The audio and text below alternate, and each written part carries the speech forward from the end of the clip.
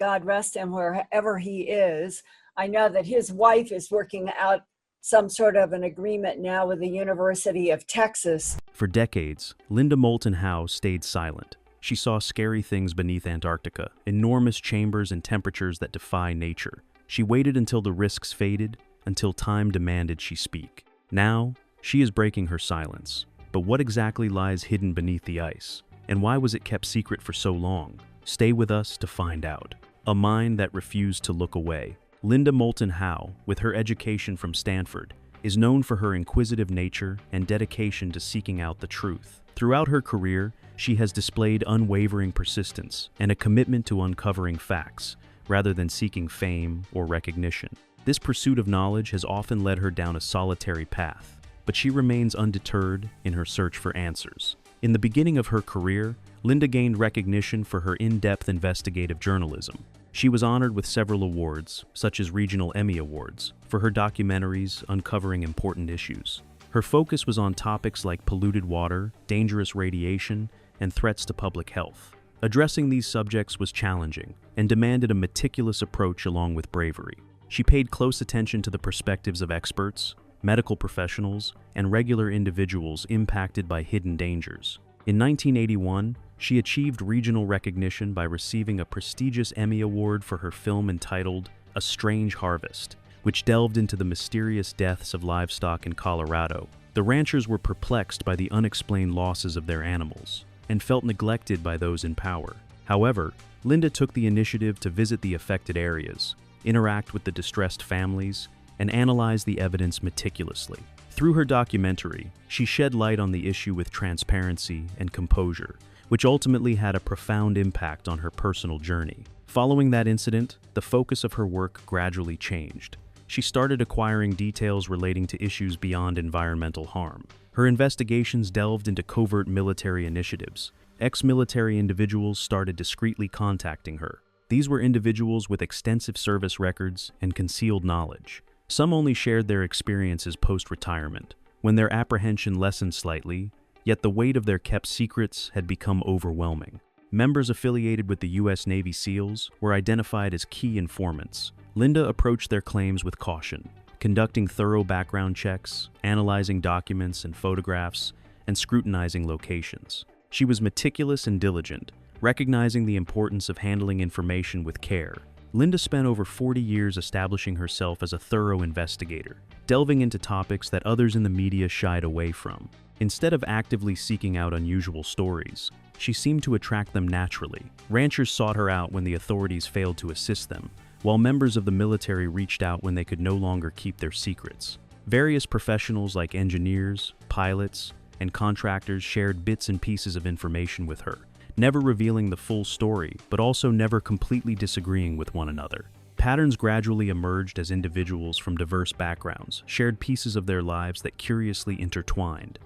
While each narrative seemed unremarkable on its own, collectively they carried significant weight. Linda, recognizing this, meticulously documented the accounts without jumping to hasty conclusions. She patiently observed, attentively listened, and meticulously cross-referenced timelines and specifics.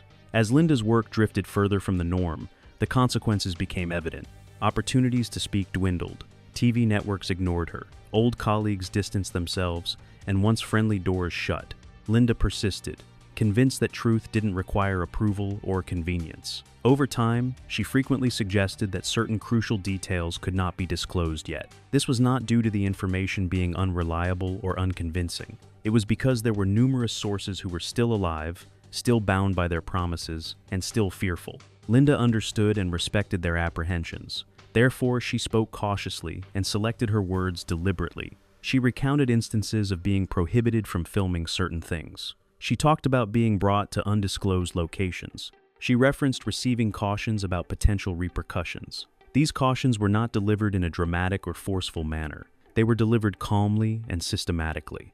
They originated from individuals who did not feel the need to make threats. Their authority was demonstrated quietly, yet it held significant influence. One location stood out in all the clues she provided: Antarctica. However, it is not the typical portrayal of ice, penguins, and scientific facilities, but a perspective that is often overlooked. It is a region governed by global agreements, controlled airspace, and significant military attention.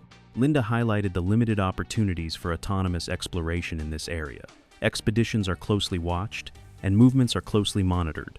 Oversight is required for almost everything that takes place there. She talked about unusual occurrences. She explained about advancements in technology that appeared to deviate from established timelines. She brought up findings that were initially made public but later kept secret. She pointed out how satellite images can be manipulated or withheld. She recounted stories from pilots who were redirected from their intended routes. Engineers and workers recounted being instructed not to inquire about suspicious activities they observed. Individually, these specific pieces of information seem mundane. Airline schedules are adjusted, photos are retouched, regulations are established for protection. Yet, when combined, they created an eerie atmosphere. Linda refrained from imposing interpretations on these details. Instead, she presented them together and encouraged others to observe. But these revelations held secrets, and this was only the beginning. Stay with us. The secret briefing. Linda Moulton Howe stated that the details regarding Antarctica were not based on speculation or hearsay, but rather on first-hand accounts from individuals claiming to have insider knowledge from classified missions. These revelations did not stem from informal exchanges. They were disclosed during exclusive, private briefings, long after the sources had left military or intelligence roles. The information was relayed discreetly, with strict rules against any form of documentation.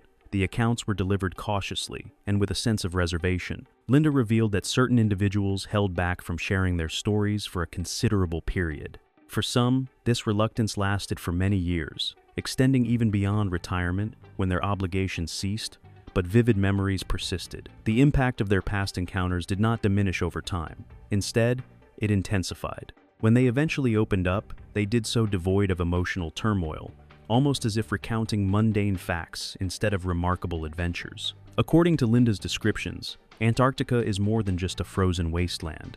It is a landmass with significant geological processes at work. The continent is home to a network of active volcanoes, with Mount Erebus being particularly noteworthy for its frequent eruptions. In addition to the active sites, there are many dormant volcanoes lying dormant beneath the ice. Basalt, a type of volcanic rock, is widely found in these regions, suggesting the potential for vast underground caverns in specific areas of Antarctica. Those who conversed with Linda made it clear that their information was based on concrete evidence, not mere guesswork. They provided details about particular places and situations, focusing on areas where flying was prohibited. These weren't vague rules, but rather strict limitations applied to precise locations, particularly those close to the pole. One individual recounted a large hollow in the ice that resembled a snow-formed slope descending into the earth. As per the reports, groups ventured into vast underground areas that were hollowed out of tough, black basalt rock.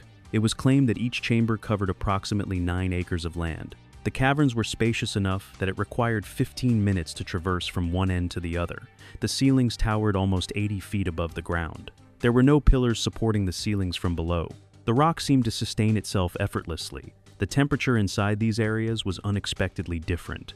While it was a frigid 40 degrees below zero outside, the air inside remained a consistent 68 to 72 degrees. The atmosphere was cozy and pleasant. The transition was instant. Upon entering, it felt like stepping into a whole new world, distinct from the icy realm outside. The illumination in the rooms had an unusual quality, appearing to track people as they walked around. Despite the absence of any visible light fixtures, the rooms were uniformly lit with no discernible sources. It felt as though there was a concealed and effortlessly running system dictating the lighting in the space. The symbols on the walls of the immense chambers were numerous, etched on the dark stone. Experts called in to examine the symbols observed that they bore resemblance to both Mayan and Egyptian scripts, yet did not align with either. It was determined that the symbols were not part of any recognized language.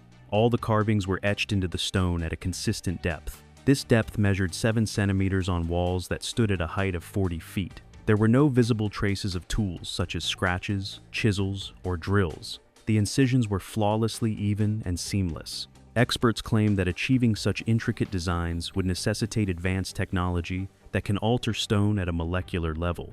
They compared the process to programming software directly onto the walls. The methods through which individuals accessed these subterranean regions were as unconventional as the discoveries within. A team journeyed to Antarctica aboard an aircraft carrier, then transferred to a base via helicopter. They then traveled across the ice in half-track vehicles to reach a glacier. At the glacier, they discovered an entrance designed like an octagon, integrated into the ice itself. This entrance descended into the underground chambers. A different team shared about their method of arrival, which involved taking a submarine through the sea. The submarine navigated through a deep crevice under the ice, without the need for a typical airlock, despite the extreme depths. This information was relayed casually, as if it were a common practice rather than something out of the ordinary. The accounts are particularly disturbing because of how they are narrated. The storytellers remained calm and used precise, technical language devoid of any sensationalism or embellishment. They recall specific measurements, temperatures, and routes with clarity, resembling the way professionals discuss their job duties rather than fabricating tales. There is no publicly available information on this subject. Official documents, photographs, and videos have not been made public, even many years later. The only evidence comes from individuals who claim that the truth is being kept hidden not because it is delicate, but because it would cause turmoil. According to these reports, Antarctica could potentially contain indications of intelligence, technology, and manipulation that go against established history. The continent might contain evidence of knowledge that surpasses what is officially recognized.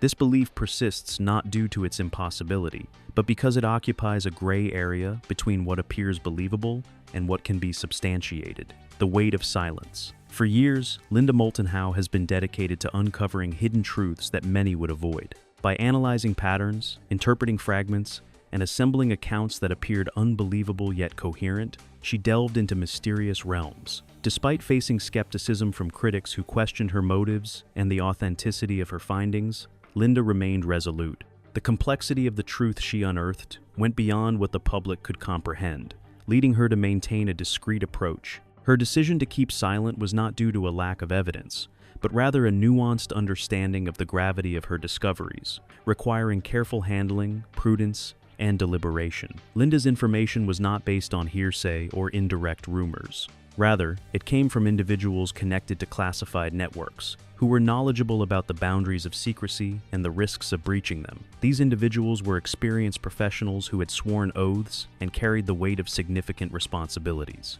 They cautiously divulged information to Linda in private, as speaking too openly could have had serious repercussions, not just for Linda's reputation, but also for lives, careers, and secret operations still protected by legal and confidential constraints. She quickly realized that certain truths are not concealed through physical force, but rather by the weight of responsibility. These truths remain hidden out of fear that disclosing them prematurely could lead to loss of trust, provoke skepticism, and result in the story being disregarded permanently. At times, the silence dictated by the situation can feel more oppressive than any external obstacles. Individuals who have witnessed the secrets hidden beneath Antarctica, or have experienced truths that challenge accepted stories, seldom talk about overt dangers. There are no menacing confrontations, no loud arguments, no ominous ultimatums. Instead, what they recount is something much more elusive and misleading.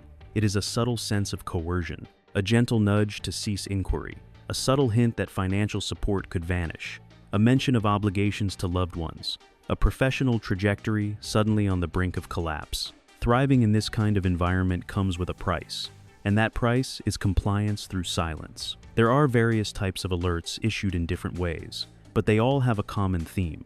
Antarctica exacerbates this situation due to its remote location. There are no spectators in the southernmost part of the globe. Everyone relies on the identical channels of supply, transportation systems, and structures of authority. If someone becomes isolated, they are completely isolated without anyone nearby to assist or confirm their situation. The danger is not dramatic but ever present. It is universally understood what is at risk without the need for repeated explanations. Several individuals who eventually shared their stories did not do so until much later, some waiting until they were near retirement 9 to 119 or facing serious health issues. They chose to remain silent not because it was safer, but because they felt they had less at stake. The warning successfully kept them quiet, preserving secrecy and control. However, their silence had a personal impact, leaving them with feelings of guilt, fear, and unfulfilled responsibility. Based on these reports, it was believed that the best way to prevent wrongdoing was through constant surveillance. Individuals were closely observed and their behavior carefully monitored. Any errors made were carefully documented, Survival in this environment was not seen as a heroic act, but rather a natural instinct. People often found themselves making decisions that appeared to be the only logical choice, such as prioritizing their families over exposing the truth, choosing stability over leaving, and prioritizing their own well-being over being honest. In a society structured like this, acts of courage may be interpreted as self-destructive behavior. It is understandable why individuals would choose to prioritize their own survival. However, silence does not last forever. It diminishes as time passes. Cautions become less potent as those who gave them age pass away or become forgotten. Advancements in technology happen. Ice thaws. Information is disclosed. The individuals who bore the burden of awareness start to understand that keeping quiet did not guard the reality. It simply postponed its revelation. For many years, the alerts were effective. They prevented maps from being marked, conversations from being loud, and secrets from being revealed. They made sure that the surface world remained unaware of what was hidden beneath the ice. However, they could not completely erase the truth of what had been witnessed. Each recollection, each glimpse, stayed etched in the memories of those who had witnessed it. Over time, these memories surfaced, shared through careful language and deliberate storytelling. Now, with the emergence of those marginalized voices, a different inquiry surfaces. The focus is no longer on whether the silence was enforced. Instead, it shifts to pondering if the silence can persist. Is it possible for the power of caution to continue suppressing years of information, insights, and proof? Or is it now time for discretion to make room for disclosure? Linda had a profound understanding of this concept. She was aware that revealing certain truths prematurely could result in misinterpretation, mockery, or damage. However, she also grasped the fact that remaining silent for too long would eventually diminish its impact. Every cautionary note would eventually lose its power. Consequently, the truth could not remain suppressed indefinitely. The cautions were not just aimed at instilling fear. They were meant to emphasize the importance of being accountable. They highlighted the necessity of adapting to a reality where certain information can have significant repercussions beyond our comprehension. They stressed the importance of finding a balance between bravery and mindfulness, inquisitiveness and prudence, and truthfulness and the well-being of those around us. The consequences of disregarding these teachings are severe. However, the price of remaining silent indefinitely may be even more significant. Linda and others who have spoken out have taken careful steps in their journey. They carefully evaluate each word and disclosure to assess how it may affect others. They think about the impact on lives, careers, and delicate systems before making any revelations. This approach to sharing information is not meant to intimidate, but rather to make a deliberate decision. It is a quiet yet insistent reminder that some truths are so potent, disruptive, and risky that they should be shared gradually. So why did she speak up now? Why was she silent for this long? Let's find out. Before the silence ends. The phrase, "before I pass on," is not merely words. It is a marker placed by life as a reminder of the finite nature of time. It serves as a signal that time is fleeting, moments fleeting, and fear no match for the swift march of time. When one starts using this phrase, it signifies that the inevitability of death has outweighed prudence. Timing transforms from a decision to an imperative. Timing is essential in the realm of confidentiality, both for practical reasons and on a personal level. Security clearances have an expiration date, and non-disclosure agreements also have their limitations. The impact on one's career diminishes after retirement. Often, groundbreaking revelations about secretive programs, extraordinary findings, or risky experiences are only disclosed later in life. Those who choose to speak out at a later time are frequently criticized for being opportunistic.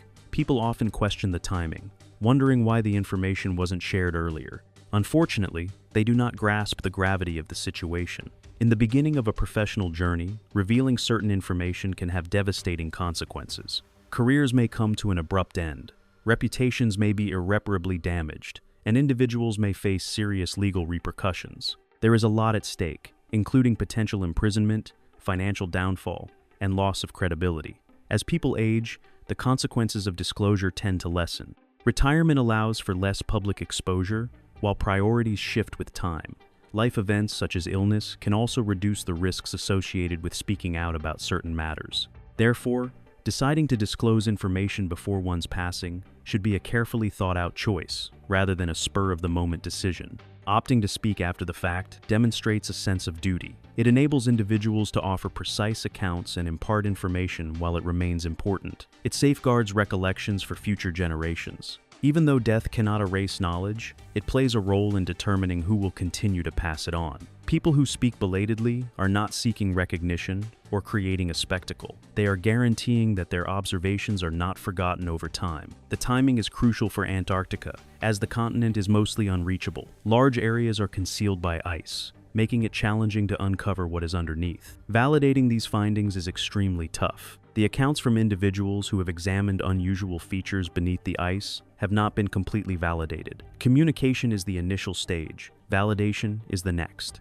However, the reliability of the reports and the isolated nature of Antarctica point towards undiscovered significant findings. Time plays a crucial role in both practical and individual contexts. When knowledge is shared at the appropriate time, it enables the story to be recorded, scrutinized, and evaluated, even in situations where direct access is restricted. Moulton Howe and the individuals she collaborates with prioritize speaking out before it is too late, guaranteeing that valuable information endures in a manner that can steer future investigation. While ice may obscure the complete narrative, first-hand accounts establish the groundwork for comprehension. Timing has become crucial for a different, more ominous reason. As the world undergoes rapid changes, including melting ice and advancements in satellite imaging, even independent researchers now possess tools that were once exclusively held by governments. Secrets that were once tightly guarded are starting to come to light. People who have been withholding information for years are starting to feel the pressure of potential disclosure, whether they like it or not. If they delay too much, they risk losing control over how the information is eventually released. Speaking now is more than just admitting. It is about positioning oneself strategically. It is about expressing, "I made an effort to caution you. I made an effort to maintain the background. I made an effort to provide you with the truth before it vanished completely." When comfort can no longer assure safety, staying silent loses its influence. People who possess information understand that if they remain quiet, their insights may endure without context, be misunderstood, or be mocked. Speaking before passing away allows them to regain control. It offers them the opportunity to declare, "This is what I witnessed. This is what I was aware of. This is when I decided to break my silence." The timing of sharing information is crucial due to the fleeting nature of human memory. As time passes, witnesses grow older, memories weaken, and important details may be forgotten. Even seemingly insignificant observations can hold great significance in the future. By sharing knowledge at the appropriate moment, we not only preserve facts, but also capture the unique perspectives of those involved. Therefore, timing plays a critical role in safeguarding the truth, rather than exaggerating it. While new opinions are voiced, Antarctica continues to be a massive container,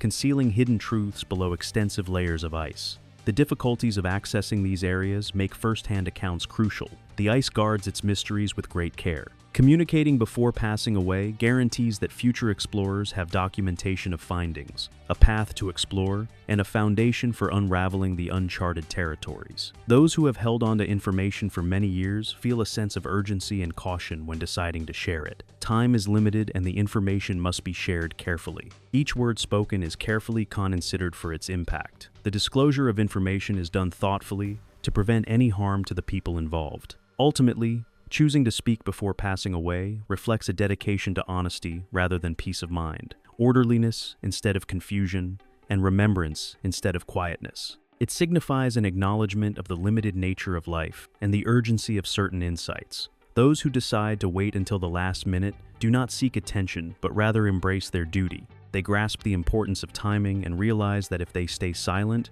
the truth might endure but risk being fragmented, misinterpreted, or overlooked. Why the ice still keeps its secrets. Moulton Howe's assertions regarding Antarctica are remarkable. She describes in great detail large chambers carved into dark rock, with each room spanning 9 acres, ceilings reaching almost 80 feet high, and temperatures remaining constant between 68 and 72 degrees. Her depictions are exact, detailed, and based on physical specifics. They are not mystical revelations, symbolic analyses, or vague notions. These are straightforward declarations about tangible reality. Essentially, these statements can be proven through experimentation. Current technology in the field of science can identify hidden spaces underground, abnormal heat sources, and unique geological structures. Instruments like ground-penetrating radar, ice-penetrating radar, seismic surveys, and satellite thermal imaging have uncovered subglacial lakes, concealed mountain ranges, and live volcanic systems beneath Antarctica.